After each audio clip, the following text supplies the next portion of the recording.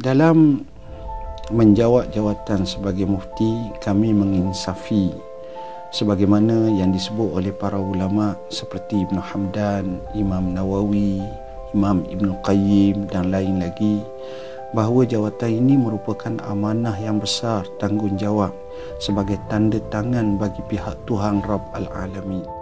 Setiap soalan yang ditanya kepada kami tidak tergopoh-gopoh untuk memberi jawapan, dan kami memperhalusinya dalam masa yang tidaklah panjang, tetapi kami cuba mengkaji seupaya mungkin.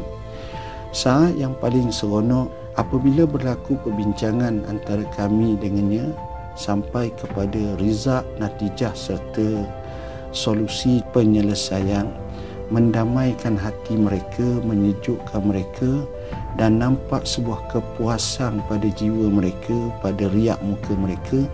Kami merasa syukur pada Allah. Itulah nikmat dapat menyelesaikan banyak kemeluk masalah ummah, termasuk juga kadang-kadang pasangan suami isteri, kadang-kadang masalah-masalah yang menimpa seseorang itu.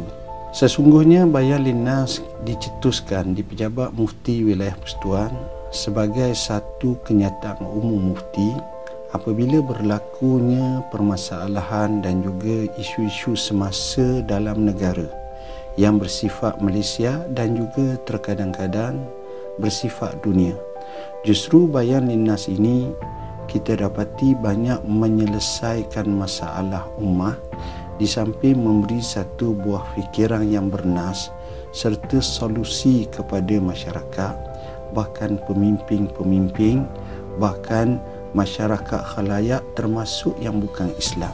Sebagaimana kata Dr. Yusuf Al-Qaradawi dalam kitabnya iaitu Fiqhul Jihad, salah satu daripada cabang jihad adalah penguasaan IT dalam menyebarkan agama Islam yang sebenarnya. Dan kita kena faham, kita pergi ceramah di masjid, mungkin 100 orang dengar atau 1000 orang dengar, paling ramai pun 10,000 orang dengar. Tetapi dengan IT, kita tengok kuasa IT ini. Bila mana kita masuk di dalam IG, dalam Facebook, dalam laman web, peranan IT cukup besar. Sebab itu saya amat memberi kecanaan dan keprihatinan.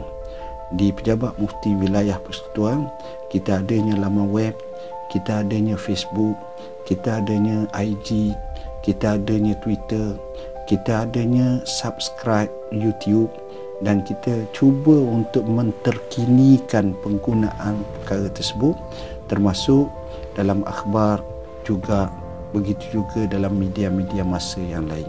Apabila kita bincangkan masalah mustakbal atau masalah akan datang in future, high-tech yang begitu pantas menyebabkan manusia begitu bergantung kepada sumber maklumat yang sahih dan maklumat yang tepat serta pantas. Akan banyaklah berlega dalam sesawang fatwa-fatwa maya. Begitu juga masalah yang dikemukakan itu akan bersifat global, kerana apa yang dicakapkan di sini akan diketahui di seluruh pelosok dunia. Jadi dengan sebab itu, para mufti pada masa itu perlu benar-benar berhati-hati. Mufti bukan semata-mata melihat dalam bentuk konteks kerangka yang kecil, tapi jauh lebih besar. Ketika itulah perlunya berlaku seperti fiqh ta'ayush, fiqh iftiradi dan fiqh semasa muasir yang benar-benar bersifat waqi'i dan realiti, yang membumikan kefatwaan itu mengikut yang manusia atas nama insani alami yang difahami, yang juga mereka ini sudah tidak lagi akan terkongkong dengan satu-satu fahaman semata-mata, tapi mereka akan bersifat global hasil daripada zaman al-ulama atau era globalisasi ini. Itulah jangkaan saya yang akan berlaku 100 tahun akan datang.